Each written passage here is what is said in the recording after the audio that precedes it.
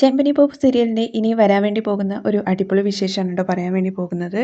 ചന്ദ്രയുടെ അടുത്ത് മാപ്പ് പറയാൻ വേണ്ടി പറ്റുമോ ഇല്ലയോ എന്നുള്ള കാര്യം രവി ചോദിക്കുന്നത് വരെയായിരുന്നു ഇന്നലെ നമ്മൾ പറഞ്ഞ് അവസാനിപ്പിച്ചിട്ടുണ്ടായിരുന്നത്. ബാക്കി വിശേഷങ്ങളിലേക്ക് കടക്കുന്നതിന് മുമ്പായിട്ട് വീഡിയോ എല്ലാവരും ഒന്ന് ലൈക്ക് ചെയ്ത് ഹൈപ്പ് ചെയ്ത് കാണാൻ വേണ്ടി ശ്രമിക്കണേ. അച്ഛൻ എന്തിനാണ് അമ്മയോട് എൻ്റെ അടുത്ത് മാപ്പ് പറയാൻ വേണ്ടി പറയുന്നതെന്ന് രേവതി ചോദിക്കുമ്പോഴേക്കും ചന്ദ്രയ്ക്ക് അങ്ങ് കാലി വരുവാണ് കേട്ടോ. നീ എന്താടി നാടകം കളിക്കാണോ? ഇങ്ങനൊരു കാര്യം നടക്കാൻ വേണ്ടിയിട്ടല്ലേ നീ സ്വപ്നം കണ്ട് നടന്നിട്ടുണ്ടായിരുന്നത്? പാമേ, ഇപ്പൊ നിനക്ക് മനസ്സിലായോ എന്തിനാണ് നിന്നെ ഇങ്ങോട്ട് വിളിച്ചു വരുത്തിയത് എന്നുള്ള കാര്യം? ഇത് രവിയേട്ടനായിട്ട് പറയുന്ന കാര്യമല്ല, ഇവർ രണ്ടുപേരും കൂടി ചേർന്നിട്ട് രവിയേട്ടനെ കൊണ്ട് പറയിപ്പിക്കുന്നതാണ്. ബാമാൻഡി, ഞങ്ങൾ ആരും അച്ഛനെ കൊണ്ട് പറയിപ്പിക്കുന്നില്ല. അച്ഛന് നീതി ഏത് ന്യായം ഏതാന്നുള്ള കാര്യം നന്നായിട്ട് അറിയാം. അച്ഛന് ശരിയെന്ന് തോന്നുന്ന കാര്യമാണ് അച്ഛൻ പറയുന്നത്. അങ്കിള് പറയുന്ന കാര്യം ശരി തന്നെയല്ലേ? സുധേട്ടന് വേണ്ടിയിട്ട് ആന്റിയും ഒരു തെറ്റ് ചെയ്തില്ലേ? അങ്ങനെ തെറ്റ് ചെയ്തിട്ടുണ്ടെന്നുണ്ടെങ്കിൽ രേവതി ചേച്ചിയുടെ അടുത്ത് മാപ്പ് ചോദിക്കണം. അത് ന്യായമായിട്ടുള്ള കാര്യം തന്നെയാണ്. വർഷ പറയുന്നത് കൂടി കേൾക്കുന്നതോട് കൂടിയിട്ട് ചന്ദ്രയ്ക്ക് വീണ്ടും കലിയാവണേ. എന്നിട്ട് രേവതിയുടെ നേർക്കാണ് അതൊക്കെ തീർക്കുന്നത്. ഇപ്പോ നിനക്ക് സന്തോഷായോടി? എല്ലാവരും എനിക്കെതിരെ തിരിച്ചപ്പോ ഇപ്പൊ നിനക്ക് തലയിൽ ഐസ് കെട്ടി വെച്ചതുപോലെ നന്നായിട്ട് കുളിരുന്നുണ്ടാവുമല്ലേ?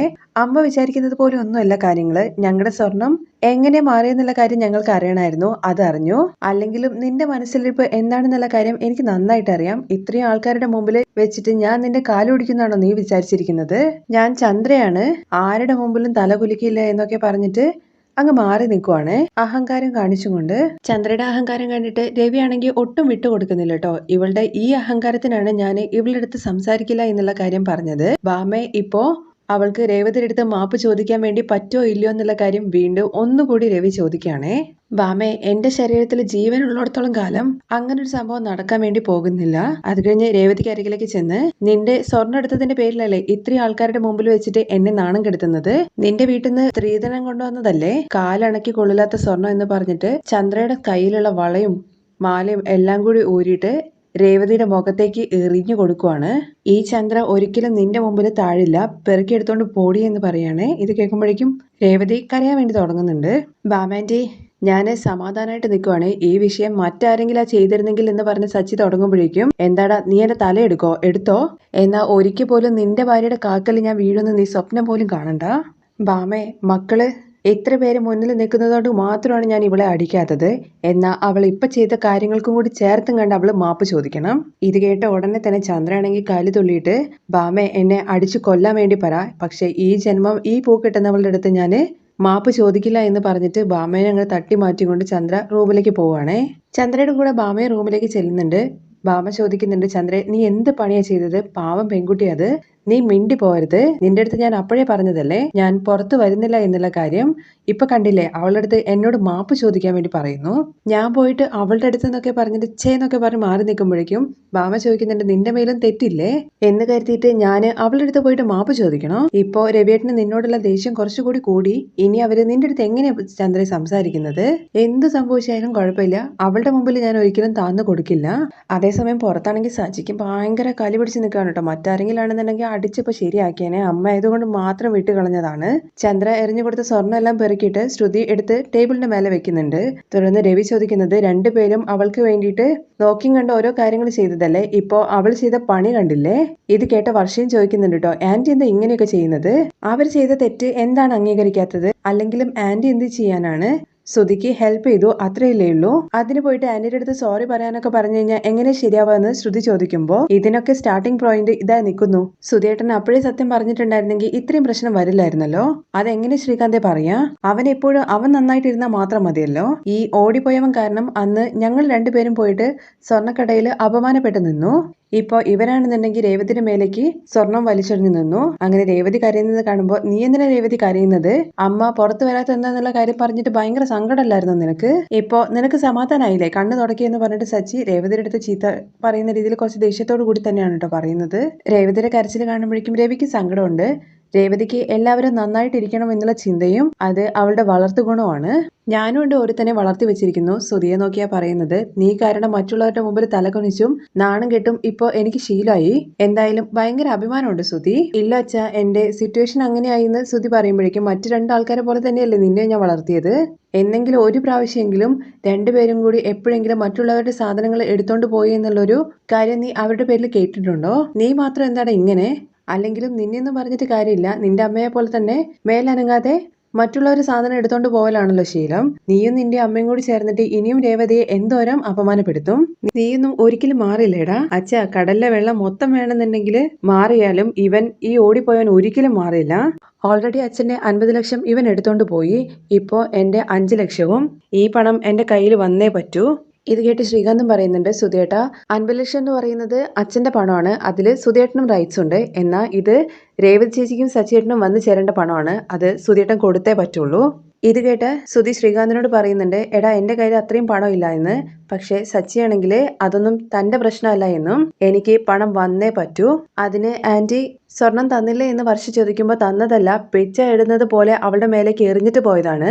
രേവതിയുടെ സ്വർണം വിറ്റത് ഇവനാണ്. ഇവൻ തന്നെ എനിക്ക് പണം തരണം. പണം താടാ ടാട എന്ന് പറഞ്ഞിട്ട് സച്ചി ഷൗട്ട് ചെയ്യുമ്പോഴേക്കും എന്തായാലും പണം കൊടുക്കട്ടെ എന്ന മട്ടില് ഇതിലിടപെടാതെ രവി ഇങ്ങോട്ട് കുറച്ച് മാറി നിൽക്കുന്നുണ്ട്.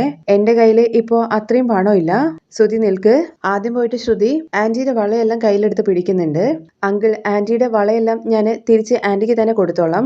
അപ്പോ ഇവരുടെ പണോ എന്ന് വർഷ ചോദിച്ചുകൊണ്ട് അങ്ങോട്ട് വരുമ്പോ അത് ഞങ്ങൾ കൊടുത്തോളും. ഇങ്ങനെ തന്നെയാണ് അച്ഛന് 50 ലക്ഷം രൂപ കൊടുക്കുക എന്നുള്ള കാര്യം പറഞ്ഞിട്ട് കുറച്ച് മാസങ്ങളായിട്ട് ഇവൻ കാതുകുത്തുന്നത്. നീ എന്താ പുതിയതായിട്ട് സൂചി എടുക്കാൻ വേണ്ടി വരുവാണോ? അങ്കിൾ, ശ്രുതി ചെയ്തത് തെറ്റ് തന്നെയാണ്.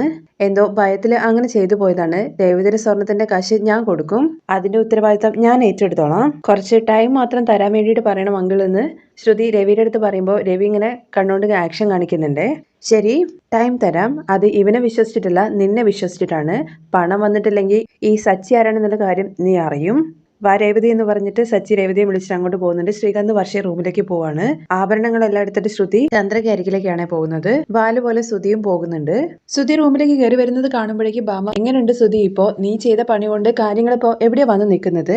അത് കേട്ട് ശ്രുതി തലകുനിച്ച് നിൽക്കല്ലാണ്ട് ഒരക്ഷരം പോലും മിണ്ടുന്നില്ല. ശ്രുതിയാണെന്നുണ്ടെങ്കിൽ ആന്റിക്ക് അരികിലേക്ക് ചെന്നിട്ട്, ആന്റിയുടെ സ്വർണ്ണങ്ങളെല്ലാം ഞാൻ എടുത്തോണ്ട് വന്നെന്ന് പറയണേ. നീ എന്തിനാ ശ്രുതി ഇത് എടുത്തോണ്ട് വന്നിരിക്കുന്നത്? ആ പൂ കിട്ടുന്നവളുടെ മുഖത്ത് അങ്ങ് എറിഞ്ഞു കൊടുക്കാൻ പാടില്ലായിരുന്നോ? ഇല്ല ആന്റി, അവര് ഇത് വേണ്ടാന്നുള്ള കാര്യം പറഞ്ഞു. പിന്നെ ഇത് ശ്രുതി ചെയ്ത തെറ്റല്ലേ? അല്ലെങ്കിലും ആന്റി എന്തിനാണ് അവർക്ക് വേണ്ടിയിട്ട് സ്വർണം കൊടുക്കുന്നത്? ഇതിന്റെ പണം ഞാൻ കൊടുത്തോളാം എന്നുള്ള കാര്യം പറഞ്ഞു. ഈ വളകളെല്ലാം ആന്റി ഇട്ടോളൂ. നീ എന്തിനാ ശ്രുതി പണം കൊടുക്കുക എന്നുള്ള കാര്യം പറഞ്ഞത്? ഇത് അവളുടെ മുഖത്തേക്ക് എറിഞ്ഞു കൊടുക്ക്. 10 പവൻ പോലും തികച്ചിട്ടില്ല. അതിനു വേണ്ടിയിട്ട് അയാള് എന്റെ അടുത്ത് അവളുടെ അടുത്ത് മാപ്പ് ചോദിക്കാൻ വേണ്ടി പറഞ്ഞു. ഇത് അവൾക്ക് തന്നെ കൊടുത്തേക്ക്, ഞാൻ പിച്ച കൊടുത്തു എന്നുള്ള കാര്യം വിചാരിച്ചോളാം എന്ന് പറഞ്ഞിട്ട് ആ സ്വർണം മേടിക്കാൻ വേണ്ടിയിട്ട് ചന്ദ്ര തയ്യാറാവുന്നില്ല കേട്ടോ. ഇല്ല ആന്റി, ഇത് ശ്രുതി കാരണം വന്ന പ്രശ്നമാണ്. അതുകൊണ്ട് തന്നെ ഇത് ശ്രുതി തന്നെ ശരിയാക്കണം. ഞാൻ എന്തായാലും ഇത് കബോർഡിനകത്ത് വെക്കുന്നുണ്ട്. ആന്റിക്ക് എപ്പോഴാണ് തോന്നുന്നത് വെച്ചാൽ അപ്പൊ എടുത്തിട്ടോളൂ എന്ന് പറഞ്ഞിട്ട് അത് കൊണ്ടുപോയി കബോർഡിനകത്ത് വെക്കുകയാണ്. തുടർന്ന് ശ്രുതിയാണെന്നുണ്ടെങ്കിൽ അമ്മയ്ക്ക് അരികിലേക്ക് ചെന്നിരുന്നിട്ട്, അമ്മ സോറി, ഇതെല്ലാം ഞാൻ കാരണം എന്ന് പറയുമ്പോൾ ഇതിൽ എന്താ ഇത്ര സംശയം? എല്ലാം നീ ഒറ്റൊരുത്തൻ കാരണമാണ്. അമ്മ, എനിക്ക് എങ്ങനെ അറിയാം ഇങ്ങനെ പിടിക്കപ്പെടും എന്നുള്ള കാര്യം? പിടിക്കപ്പെട്ടു, എല്ലാം നീ ഒറ്റൊരുത്തൻ കാരണമാണ്. വാ തുറന്ന് എല്ലാം വിളിച്ചു പറഞ്ഞു.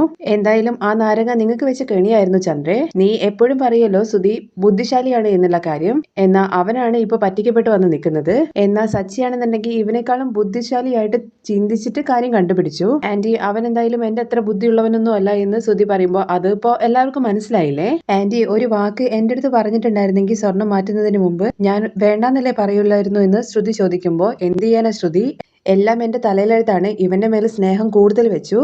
അതുകൊണ്ട് താൻ ഇതൊക്കെ അനുഭവിച്ചല്ലേ പറ്റുള്ളൂ. ഇവൻ പഠിച്ച പഠിപ്പ് കൊണ്ട് എന്നെ എവിടെയെങ്കിലും കൊണ്ട് എത്തിക്കുമെന്ന് വലിയ സ്വപ്നമൊക്കെ കണ്ടുകൊണ്ട് നടക്കുമായിരുന്നു ഞാന്. എന്നാ ഈ പോക്ക് പോയി കഴിഞ്ഞു കഴിഞ്ഞാൽ ഉറപ്പായിട്ട് ഇവൻ കാരണം ഞാന് നടു തെരുവിൽ നിൽക്കേണ്ടി വരും. അമ്മ എന്തൊക്കെയാ പറയുന്നത്? ഞാനുള്ളപ്പോ അമ്മയെ ആ അവസ്ഥയിൽ കൊണ്ട് എത്തിക്കോ എന്നുള്ള കാര്യം ശ്രുതി ചോദിക്കുമ്പോ, ശ്രുതി, നീ ഇപ്പോ ഉള്ളതാണ് അവളുടെ ഭയം. ഇപ്പോ നിങ്ങൾ എന്തായാലും പിടിക്കപ്പെട്ടു. ശ്രുതിയാണെന്നുണ്ടെങ്കിൽ പണം കൊടുക്കുക എന്നുള്ള കാര്യവും പറഞ്ഞു. ആ പ്രശ്നം തൽക്കാലം തീർന്നു. പക്ഷേ ഇപ്പോ രവിയേട്ടനാണെന്നുണ്ടെങ്കിൽ ചന്ദ്രയുടെ അടുത്ത് സംസാരിക്കില്ല എന്നുള്ള കാര്യം പറഞ്ഞില്ലേ? അത് ആന്റി, അച്ഛൻ എന്തോ ദേഷ്യത്തിൽ പറഞ്ഞതാന്ന് ശ്രുതി പറയുമ്പോ, അത് അച്ഛൻ എന്തോ ദേഷ്യത്തിൽ പറയാണെന്ന് ശ്രുതി പറയുന്നുണ്ട്. എനിക്കെന്തോ അങ്ങനെ തോന്നുന്നില്ല.